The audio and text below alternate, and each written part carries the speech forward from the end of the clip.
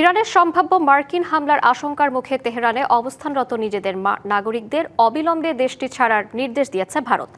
সোমবার ভারতের পররাষ্ট্র মন্ত্রণালয় এক জরুরি সতর্কবার্তায় সে দেশে অবস্থানরত ভারতীয় নাগরিকদের বাণিজ্যিক ফ্লাইট বা অন্য যে কোনো মাধ্যমে দ্রুত ইরান ত্যাগের পরামর্শ দিয়েছে।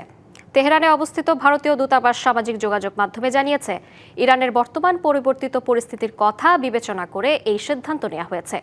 নির্দেশনায় আরও বলা হয়েছে, যারা এখনও ইরানে রয়েছেন তারা যেন সর্বোচ্চ সতর্কতা অবলম্বন করেন এবং সব ধরনের বিক্ষোভ বা গণজমায়েত এড়িয়ে চলেন। এছাড়া স্থানীয় পরিস্থিতির ওপর নজর রাখতে এবং নিয়মিত দূতাবাসের সঙ্গে যোগাযোগ বজায় রাখতেও নাগরিকদের অনুরোধ জানানো হয়েছে।